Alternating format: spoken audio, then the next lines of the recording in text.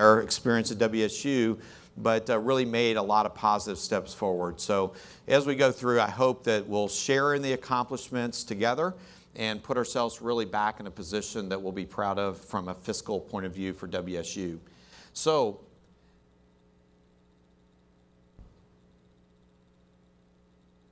okay. That doesn't work either. So we'll just use one slide today, and I'll just talk for the next. Okay,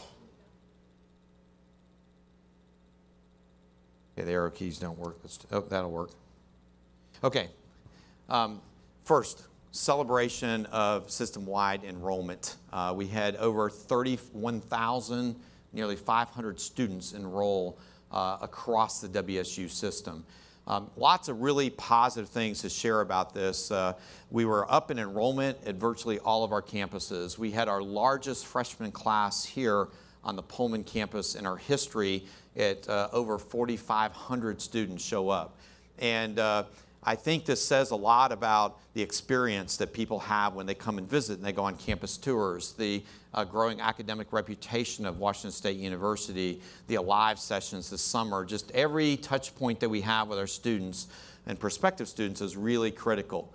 One of the things that I want to continue to emphasize, and Dan and I will talk about this as we do these sessions across campus, is we did not lower our admission standards. There was nothing that we did to say, hey, we need this bigger class, so we're going to kind of drop the bottom out.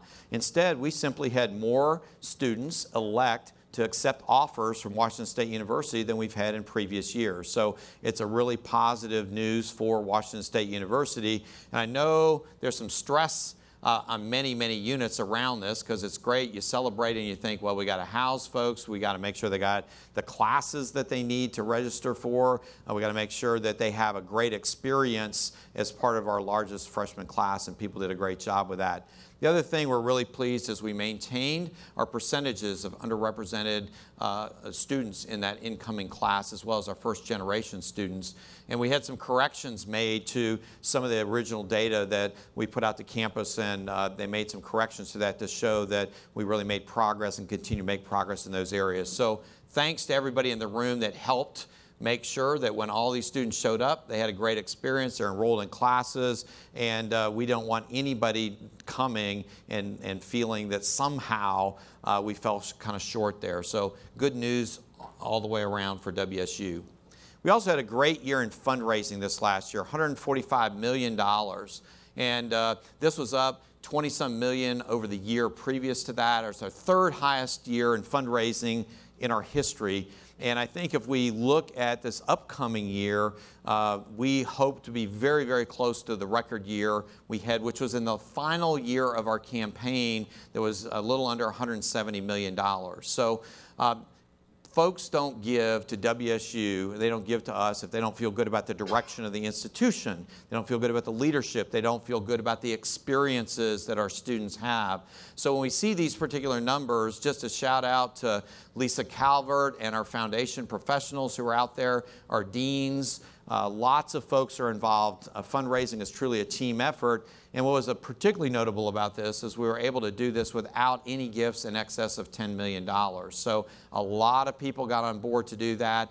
And I think you're going to hear some exciting gifts that'll come out this next year, because some of the conversations we're having are really going to be transformational gifts for a lot of WSU.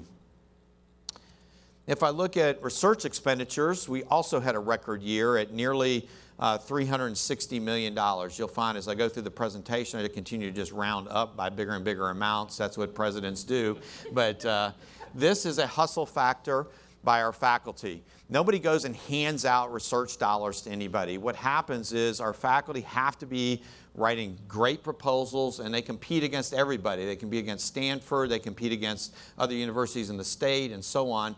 And what this just means is our faculty are putting out better proposals and larger proposals, and they're getting them funded.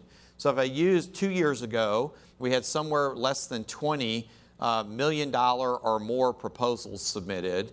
This last year, we had, I think, $48 million proposals submitted. So people are getting together, we're leading efforts, and I think this is really a testament to folks working together, having great ideas, and just watching that come forward.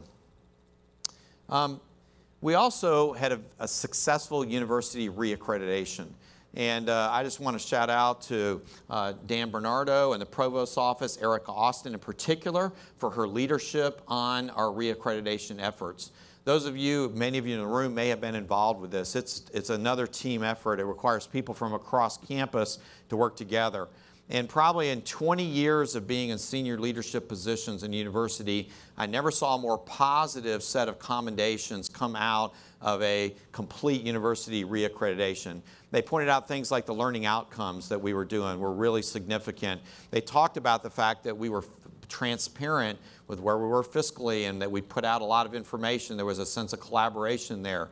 They pointed that our shared governance and the way that the administration, the faculty, our faculty senate, APAC, and other groups work together was also very, very notable. And I've been to places and visited places where that didn't occur, and it's very apparent. It's very hard for anybody to move forward if you have a lot of internal infighting. So lots of things here for us to be proud of on our re-accreditation. The best news is that we have to go a long time without having to worry about it. So, but congratulations to Erica and her team. This next slide, I apologize, depending on what angle you are, you may not be able to see this well, so let me walk you through it. This same slide modified from last year, where on the one axis, what we do is show basically revenues in excess of expenses. So what you'd like to be is above the line with kind of a green box. So if you're sitting in the back, you can see that in fiscal year 2013, was the last year the university actually brought in more money than it received. And then we spent the next 4 fiscal years spending largely in excess between $25 and $30 million more than we brought in. I'm really pleased to report, and we'll put this out to the campus community early next week, that we were able to cut a $30 million difference between income and expenses by $22 million. So we're down to the little red bar is down to about $8 million that we exceed this last year. So everybody really worked hard together, rolled up their sleeves, made this happen. It's pretty remarkable. I never would have thought a year ago when I was showing this to campus that we would make so much progress in 1 year. If we keep forward with what we're doing on our spending reductions, that means next academic year at this time, we should be back in the black for the first time in 5 fiscal years. So really good news all the way around. And I know a lot of people have sacrificed and done more to make this happen, but we're putting our university back in a really awesome place fiscally. So congratulations to everybody on those efforts. This last year, we also celebrated one of our best years ever in Olympia with $113 million in new appropriations. And just a couple things I'd like to mention about appropriations with the legislature. We live in a state that still supports public higher education.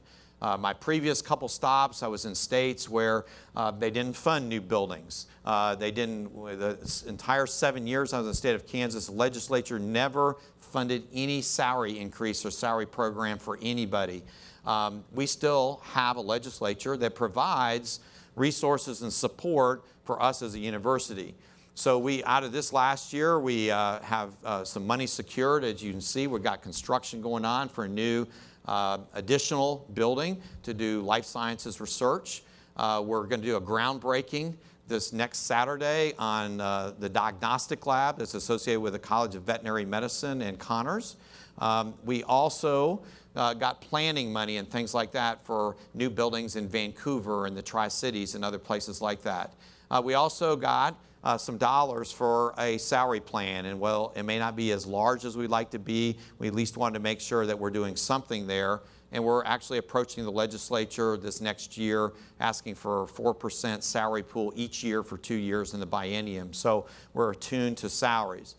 However, I do want to point out that sometimes people say, well, what about X, Y, or Z? How come we can't get the legislature to do that? They used to do it years ago.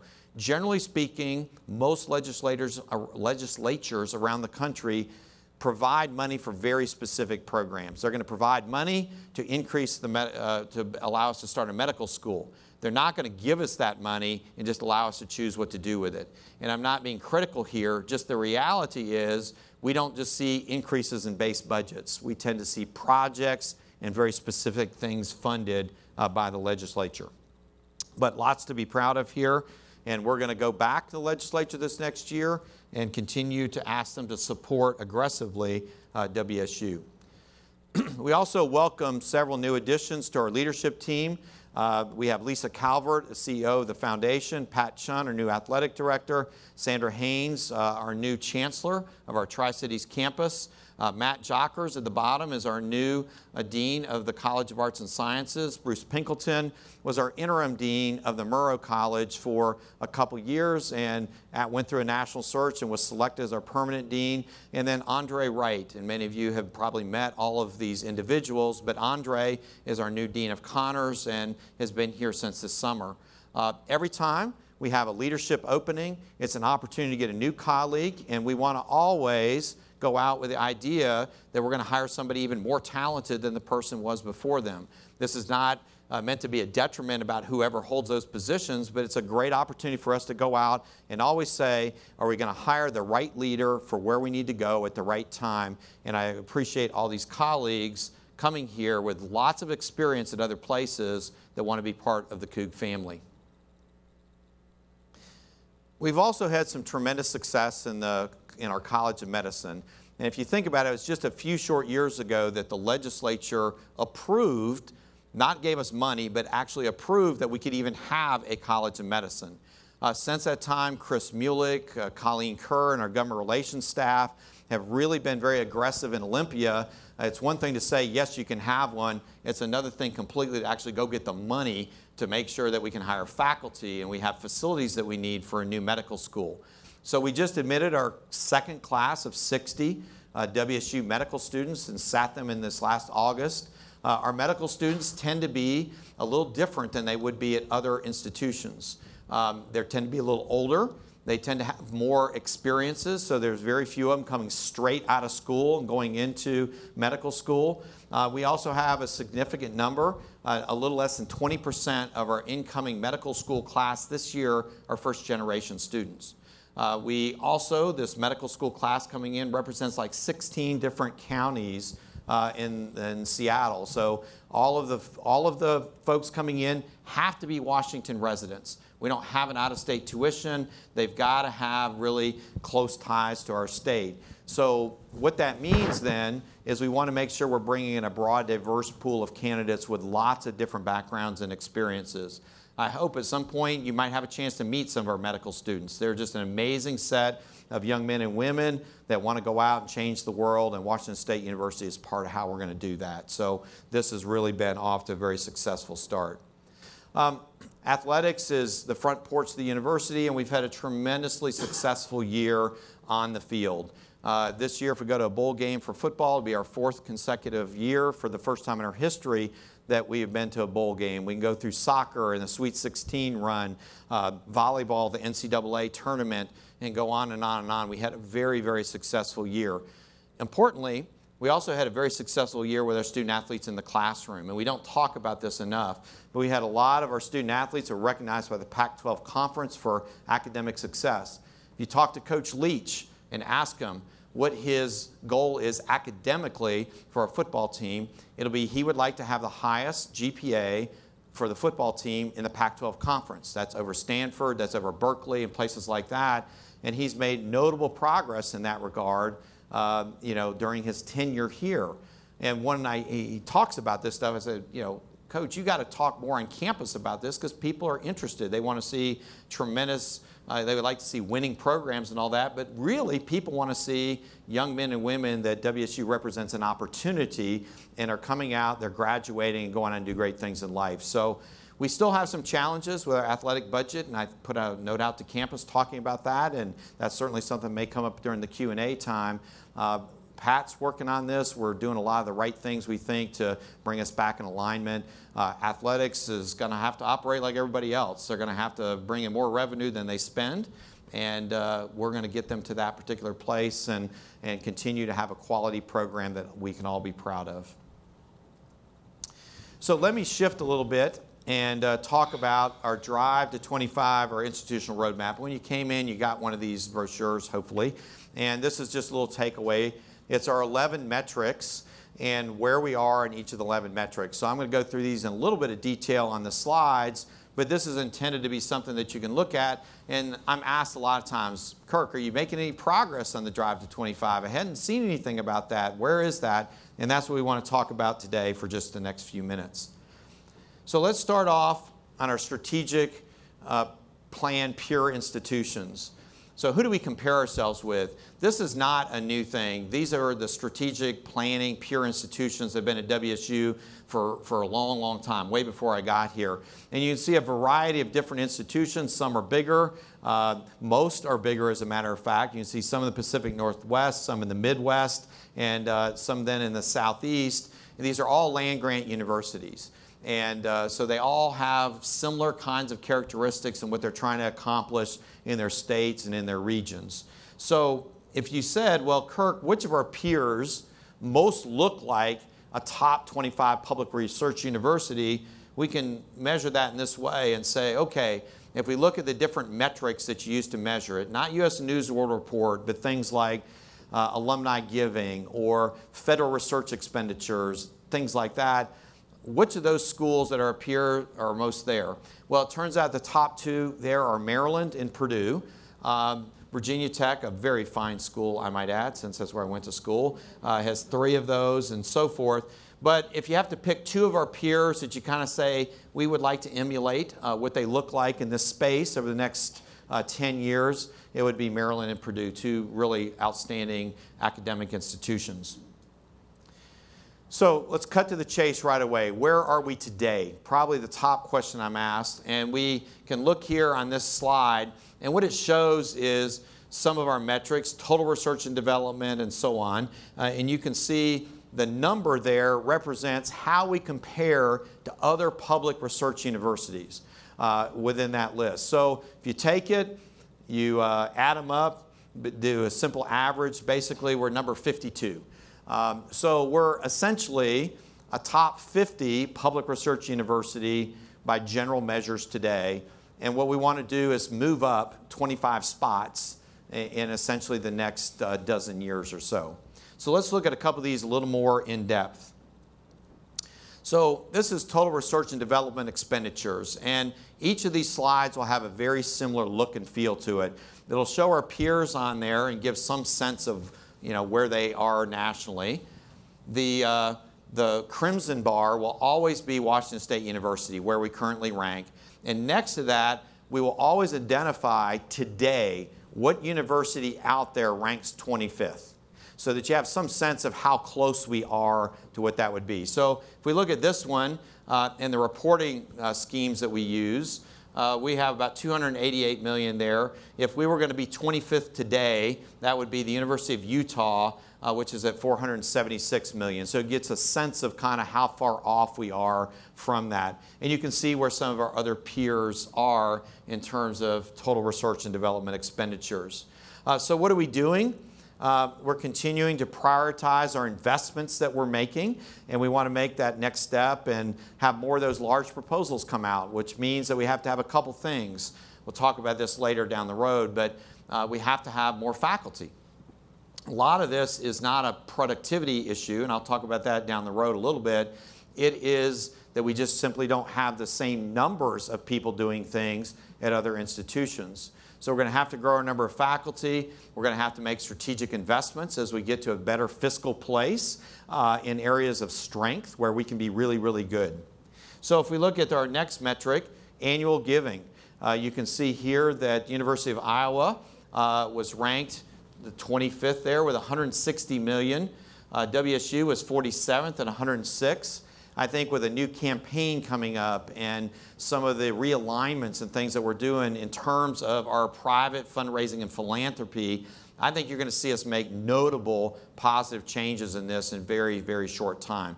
Cougs are extremely loyal. The state of Washington has a booming economy, and we have a lot of folks out there that are ready and willing to invest in us. What we have to do is get in front of them, find those areas of mutual interest, and I think you're going to see this number go up by quite a bit. So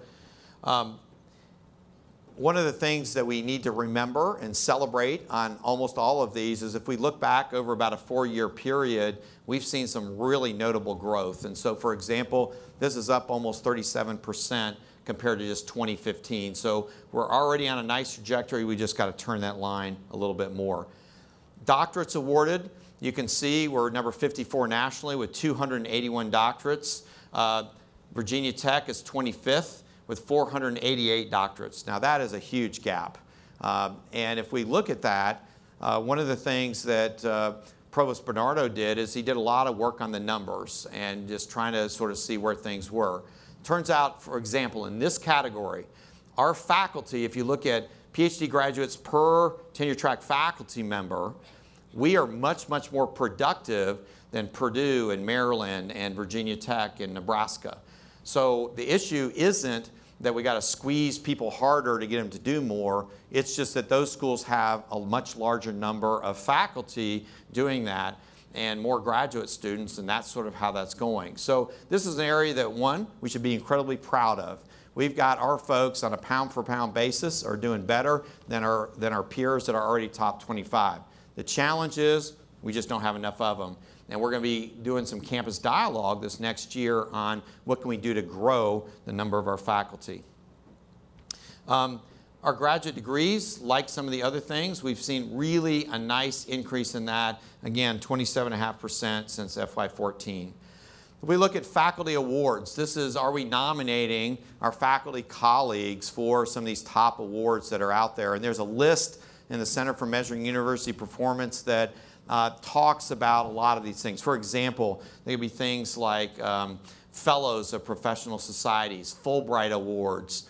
They're very specific to particular areas, and we just need to be nominating more of our colleagues. Now, one of the challenges, anybody who's done an award nomination for anyone, you know, it takes a lot of time and effort. You have to get letters from other places and things like that, and everybody's already busy and they're working a huge number of hours. But we've got to find good ways to facilitate nominations of our deserving colleagues for that, and I think you'll again see this increase over the next several years.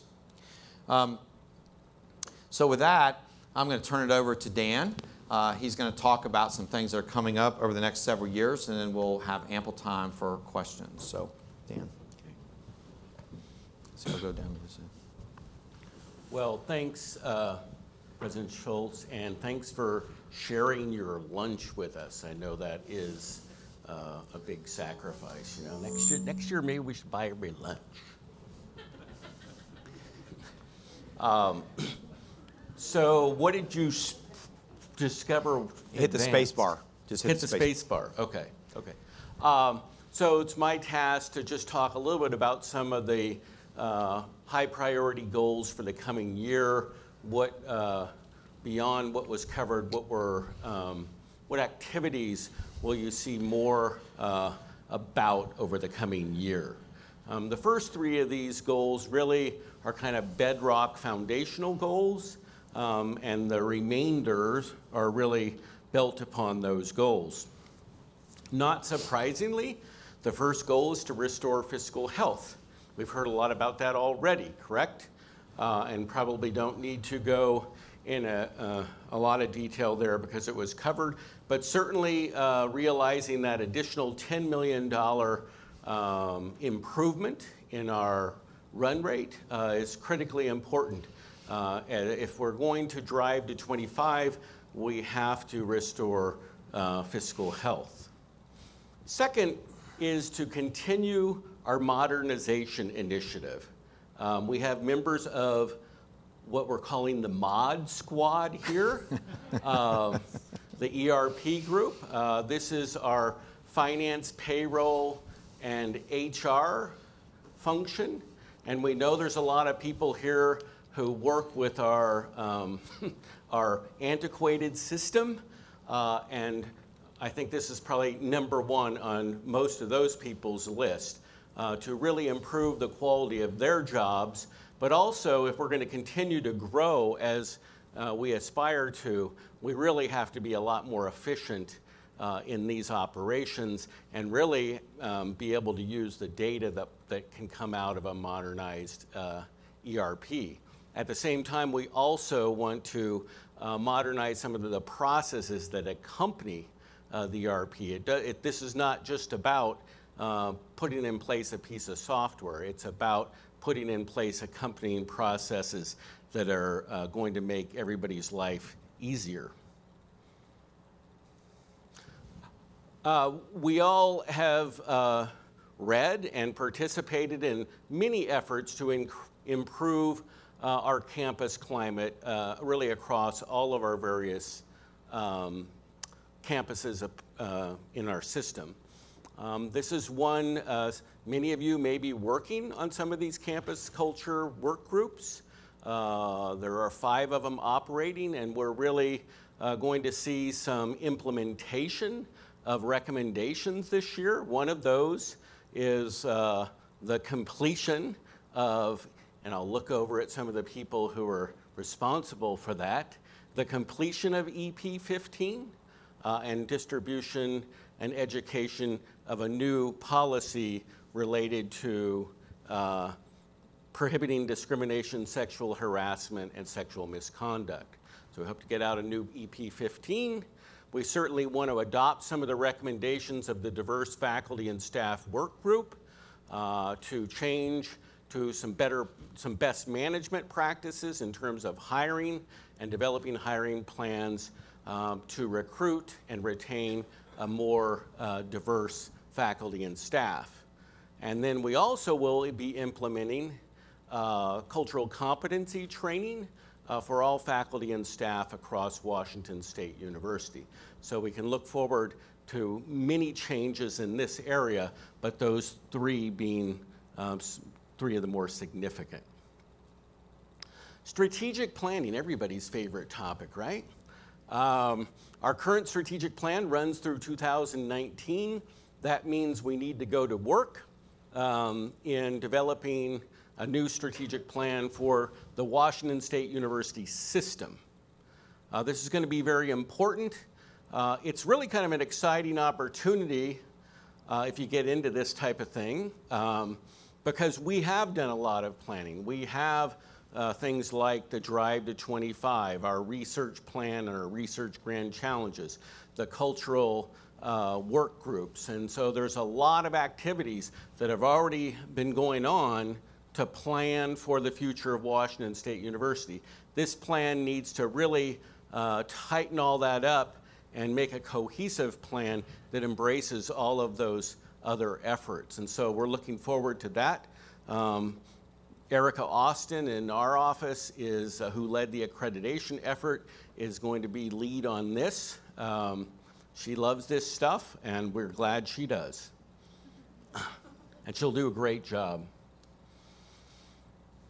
For the academic affairs people in the audience, we have several important academic affairs priorities to continue to move forward in the coming year, and they're too numerous to really list. I would just say a couple of them. One certainly is the goal that President Schultz already talked about, to determine some ways and some strategies to continue to increase our faculty size so we can drive to 25, if you will.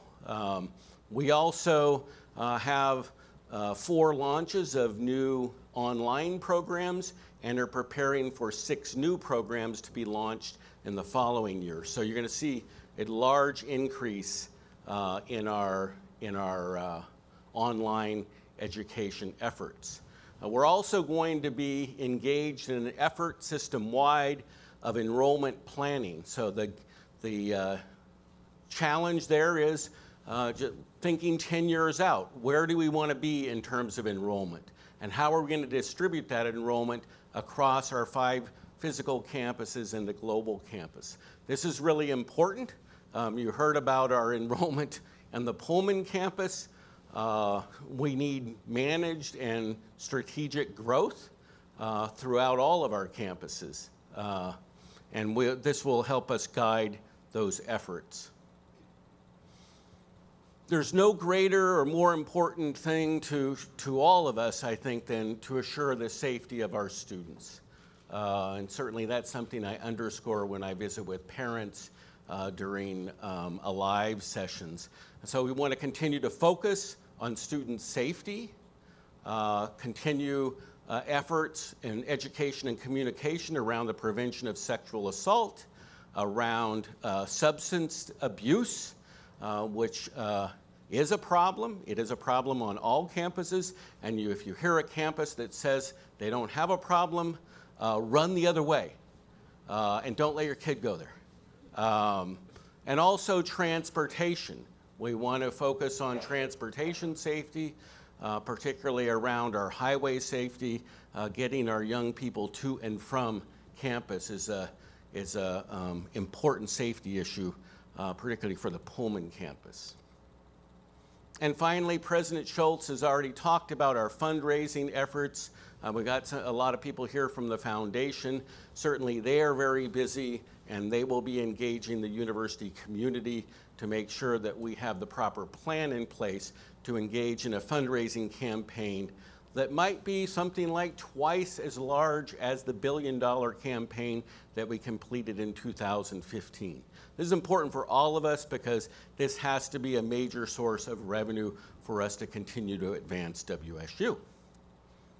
And finally, we don't really have to touch on this one because my president already ran over me on this one. And that's his prerogative, by the way. Our legislative priorities. So we certainly, med school funding, completing the med school funding is a very important priority for this biennial legislature, the 4% salary program, and certainly some major capital projects which we look forward to having funded. And that concludes our prepared comments, and certainly will entertain questions.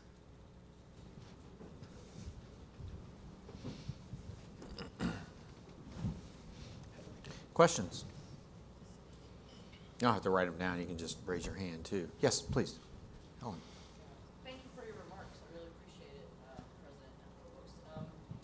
I'm not sure. Oh, sorry. Yes, happy to use the microphone. My name's Ellen Taylor. I'm an Associate Vice President for Student Engagement here. Been here 2.5 months. Super excited about all the directions that we're going and thinking about that long-term vision. And I'm not sure exactly what my question is. I'd just like to hear you talk a little bit about, it seems like several of the metrics, at least as they were presented, they come down to a numbers issue. So it's sort of about size of institution, size of faculty, and if you're talking about, dollars from federal grants, the more people, obviously, the more people you have applying for them, the more dollars you get. How will we balance thinking about sort of just growth, if you, for lack of a better way of describing it, just growth with actually looking at doing things that we're already doing better and sort of balancing what might look like just growth with deeper improvement, I guess, and I don't know if I'm being clear or if I'm getting it something that makes sense that you can speak to for a few minutes. Well, presidents can talk endlessly without saying anything, so I can handle this. A couple things. We talk about growth, and I think one of the things that we want to do is spend some time as a campus community talking about growth over the upcoming year, where we might we're going to set an enrollment number and sort of say, okay, say we were a 40,000 student Washington State University system. Let's just use that as there's no rationale for why you say 40,000 other than it's bigger than we are now. Then what we want to say is, okay, what does our culture need to look like? What does the campus need to look like? What are the things that need to be there for us to have a successful experience for our students, faculty, and staff? And so in those kind of conversations, in my mind, or when we start asking ourselves, are there things that we need to do better or differently? If there was a budget or additional resources, where would we put them? How do we hire? It's not just faculty, it's got to be staff.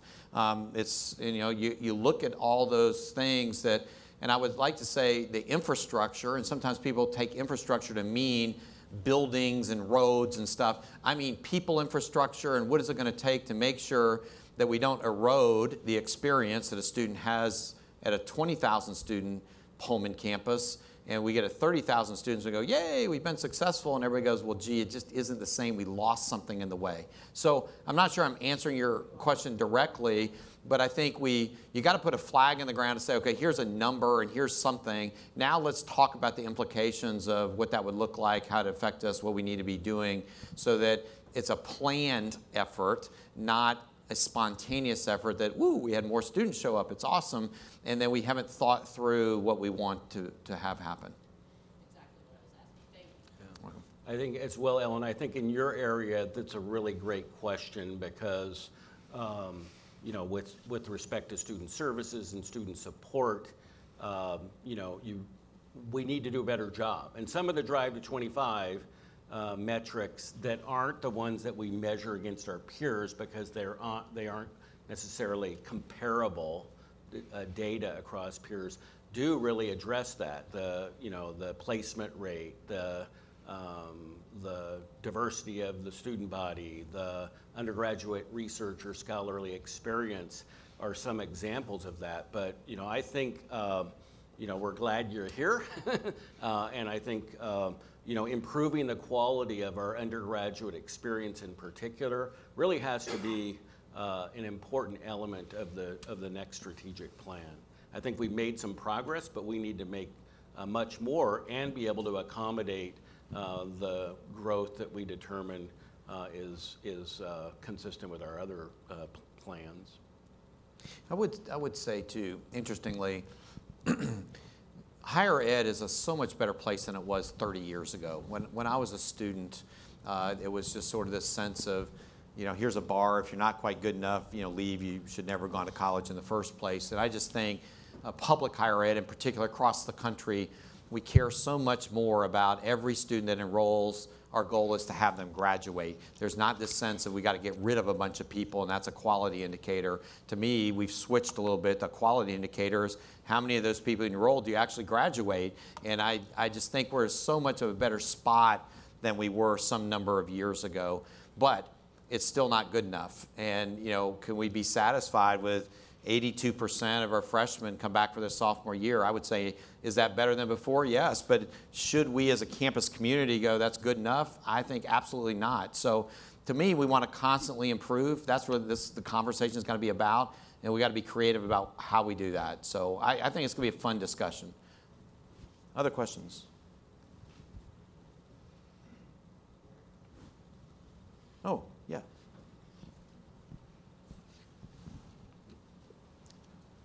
So speaking to infrastructure in a more classical sense, how do you view, or how does updating our aging infrastructure, particularly in the sciences, roll into the Drive to 25? Yeah, so a couple things. This is a bit of a crisis in public higher education around the country, as almost all of us are dealing with aging infrastructure. Legislatures that largely want to fund a new building don't really necessarily want to worry about old stuff because it's not as sexy and things like that. And I think we've got to look at a set of creative ways to do it. Philanthropy can play a role here. There are certain areas and certain things that we can do, renovations and updates and things that philanthropy can play a role. Now, I don't mean it does 100% of it, but I think we have to look upon that in our next campaign as some opportunities in areas that make some sense for us. When I talked to President Kelsey at the University of Washington, their number for what their deferred maintenance looks like makes ours look small. I mean, they've got huge, major issues. And I think we're all talking about, can we jointly, in the right budget climate, and I don't mean on campus, I mean in Olympia, go and see if we can't get a bump up in the amount of dollars coming into our campus to do some of those updates and infrastructure development, not new construction, but just taking the stuff that we currently have and making it bigger and better. The other part about infrastructure is scientific instrumentation, common labs, things like that also are a challenge. Earlier in my career, a lot of times you could get enough money in some of the grants to kind of keep a lab kind of up and going, and they would still pay that. I've watched just about every decade that's got smaller and smaller. And so what happens now is we have faculty and staff and students that are either using antiquated equipment, or you go out and get the grant money to get a brand new piece of equipment, and we can't afford the infrastructure to keep it up the way that we need to. So I think we're going to have to pick a certain, I mean, this will suck, I'm just telling you right now, we're going to have to pick a certain number of things that we're going to be able to support institutionally, and we're going to have to put our dollars in those particular areas. We're going to have to be communicative about this and work with our campus community. Not everybody will be happy, but there's certain fundamental things that you would say at a major land grant public research university. You know, we should have first class, I'm just picking something here, electron microscopy facilities, say, and that should be something that institutionally we work to keep up with. There may be some other things, that's just an example, but I think we got to pick some of those with the community of scholars, and that's what we're going to have to do, and that means there may be some things that we say, hey, we're just not going to be able to institutionally support that. That's going to have to fall on PIs and others. So we got to have some dialogue about that. A top 25 public research university is going to have really good infrastructure. We're going to have to be creative, and we're going to have to find some additional ways to do it rather than drive to Olympia and hope that they write us a big check like they used to. That's just not going to work. We're going to have to find some other ways to apply creative dollars to make that work. Yeah. Yes? You mentioned goals to increase R&D expenditures You mentioned goals to increase R&D expenditures and larger faculty proposals. What investments are you planning to support post-award research administration? Yeah, I was hoping Dan was going to answer that one. So in our, I'll just say, in our resource-constrained environment, right, and all of you are operating under this, we are understaffed in a lot of critical areas across campus, and the people we have are working really hard, and they're working a lot of hours and do that, but at some places, I'm not just talking about faculty here, and a lot of our support units on campus that many of you represent, we simply don't have enough people to do it. So as that increases, one of the things that we have to do is we have to add people back into those particular units or get them larger or bigger to provide the support services that are needed. So to me, though, we can't sort of do this under the table, and there's so much of that if the campus community says, hey, this is an issue, we need to then say, okay, as we fiscally recover, here's some areas that we're going to invest in people on our campus.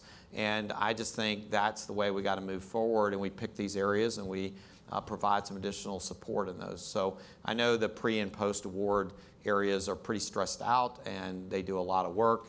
And if we're going to get that bigger, it can't be with the current sitting staff the way it is now.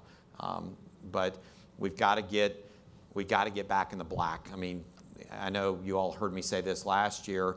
A lot of people strategically are saying, well, my area is super important, and it is. I mean, people are doing the right things. VPs and deans are, hey, we got this great opportunity. We've had to largely say no for the last 12 months and probably have to do that again for another 12 months. I think then when we get some positive cash balance there, we got to look back at selective areas for investment on campus that are going to make a difference to moving some of these metrics forward. The other part of this, let me say this as well, Dan talked about strategic planning. We can come up with the world's best strategic plan. If you do not tie your strategic plan in with budgeting, it is two separate entities, and people get frustrated because one doesn't seem to fit the other. We have an opportunity as we fiscally recover and doing a new strategic plan to make sure if you say, Kirk, we're going to move this to $500 million in let's say research expenditures. We should be able to say, okay, what does that need to have to support it to actually do that amount of work? And then you got to budget in that particular way, and we got to do it in a transparent fashion so that people don't go, well, we just have to hire faculty or we just have to hire staff. There's got to be a balance there, and we are willing to talk about it. Yeah, and I would just add that that is a huge area if we're going to increase. And, I'm not somebody that believes, with all due respect to the Mod Squad, that the ERP solves everything. I think the ERP will help. But some of you may know we hired attracted a very large research group from what I affectionately call Brand X University on the other side of the state. we really struggle with them because we're not used to handling the volume and the complexity of a unit like that. If we're going to get to those numbers, we have to have 10 units like that. And so that means more people, more technology, and better training, I think, around particularly post-awards. I know Matt's worked a lot on this with his team. I presume you're on his team. Good question, thank you. We have a question from a comment card. Oh, sure. What are we doing to improve and or increase WSU's partnerships with community colleges in Washington State? Yep, great question. My goal here is that we are seen as the #1 four-year public institution to work with the community colleges across the state. I don't care whether that's in Seattle and King County, it's over here on this side of the state. I mean, to me, that is our goal. We actually asked Dave Soleil, our sort of vice president for the global campus and academic innovation, to kind of be the executive team lead, if you will, on making sure that those relationships are moving forward. I think there was a time when the community colleges saw us a little bit of in an acquisition mode. You know, we want to sort of go and make it a WSU campus and some of that.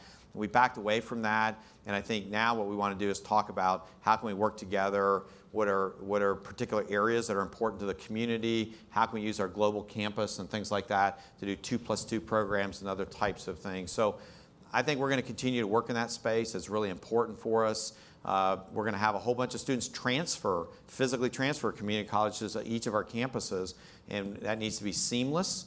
It needs to feel good to the students and their families, and I think we've got several instances out there where we do really, really close work with our community college colleagues. What we don't do is talk about it very much, and I think that's an area that we just got to do a little bit better. Yeah, I think we have some, I think we undersell our capabilities a little bit in that area. If you think about the partnership in Bremerton with Olympic College, where we're actually delivering 4-year accredited engineering degrees in Bremerton, Washington, which when President Floyd came up with that idea, I told him it was the dumbest thing I've ever heard, and I guess I've had to eat crow on that, right? It's been incredibly successful. The partnerships with Everett and Everett Community College, Edmonds. We've set up a transfer center. We've spent an enormous amount of time with transfer agreements with community colleges and also with course equivalencies. So we have a really nice package where students can go in from any community college, even outside the state, and really get an up-to-date, real-time estimate of what their transfer would look like. So that's a real important one. We actually have gained some on transfers this year, which is really impressive because the community college enrollment is way down. And so even our campuses that rely heavily on those students, those transfer students, that's a tough one because there's just not as many of those students who are really interested in a 4-year degree. You have to be careful when you look at community college enrollments because not everybody there, in fact the majority in most of those situations, they're not 4-year degree seeking students. So we have to find those, and we've really put that onus on our recruiters, and we've also done a great job out of state with some community colleges. So we targeted about 5 community colleges in California, got some great students from those, so we're encouraged by that. Yes. Okay, you've done an admirable job of talking about educational goals, Drive to 25, all of that. But as you build new buildings, you have to have an infrastructure that's going to be able to clean those buildings. When you increase the number of students on campus, you have to have housing and dining services to take care of the buildings that you're putting them in. And you have to be able to come up with enough buildings to house them, which was a bit of an issue at the start of this year. So how are you going to increase your civil service infrastructure to support your goals for new buildings, increased enrollment, the office workers that are the support staff for all of these programs as they grow? It seems like the civil service budget takes a cut every time you guys need the budget to give a little bit, we lose custodians, and the amount of square footage that custodians are covering on this campus is exorbitant compared to other places.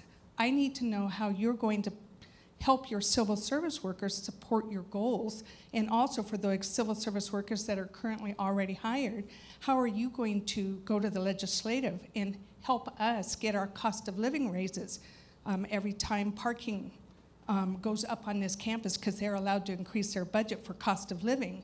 We don't get a comparable cost of living raise to pay parking fees to come on campus to do our jobs. So I just need to know how you're going to support the other side of your infrastructure. Yep, great. Lots of great stuff there. Stacy Pearson, our Vice President for Administration and Finance, has talked about that as we get back in the black, and as we saw that hopefully will be next year, that as we bring any building online, we have to do a better job of budgeting all of the implications of having that building online. Utility payments, we have to clean the buildings. Are we hiring enough people to be able to do that? We don't get money sometimes for deferred maintenance if it's paid for by private donors, even though it's on state property. So she has been very much a positive advocate to say we have to be able to budget this stuff in. It's predictable, we know it's there, but we can't pretend it's not there. And I think sometimes that's easy for us to do, is say, hey, look at the beautiful new building, it's awesome. And there's all these other expenses associated with that that have to be paid in some form or fashion. And that's an area we've gotten ourselves with all the buildings in the recent years, put ourselves a little bit in the hole because we did not budget those appropriately. So I think when we talk about fiscal health, that means that you're really budgeting and you're acknowledging all of these expenses that go with growing a campus, having more students and things like that. And you all see our budgets. I mean, we're trying to be as transparent as we can about the money, where we're spending it, where it's coming from, and things like that. So I think you'll see this coming out there. Where the frustration point will be is, we get an extra $1 million, say, right? There'll be $6 million worth of notable expenses that got to come off that one, and we're going to have to make some decisions. But at the same time, I think we should be able to make those. People can see them on campus. They can agree or disagree with them, but it won't be under the table or where people don't know what's doing. So I think you raised some excellent points.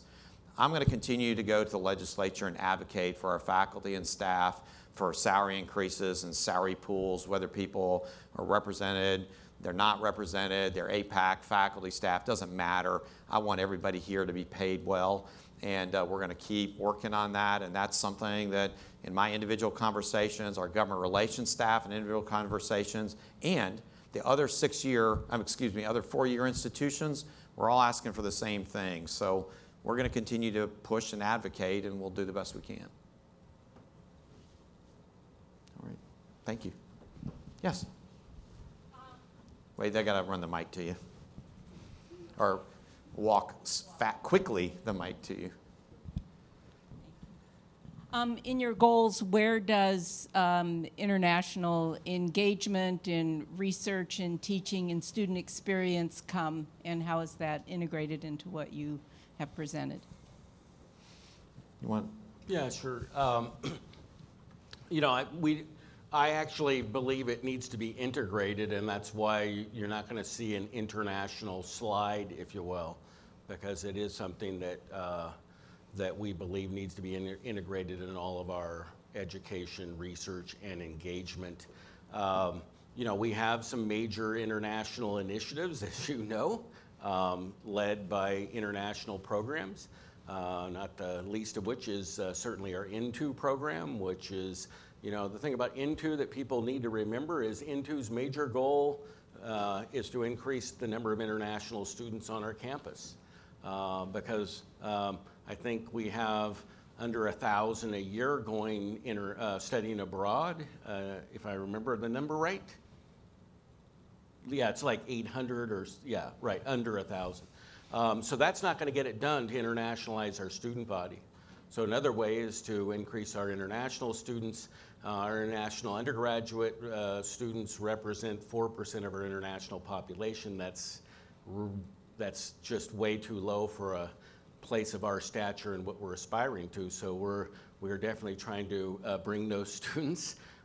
We have some interesting initiatives with various countries, as you know, and so that's, I think, a very important part. And Dr. Chadre, who actually we hired a couple 3 years ago. If you haven't met him, he leads our international efforts. He's a former U.S. ambassador. And so he's passionate about this, and his team's passionate about it. It is up front in any Drive to 25. Every one of those metrics really involves some international dimension, or we will be left behind. The other thing, I want us to prepare our students for the future. And that's beyond WSU. And that means that they're going to encounter an increasingly complex and diverse workforce that is people from different nationalities and backgrounds and ethnicities, gender, all the kind of different types of things that I think are part of our society, and particularly in the state of Washington.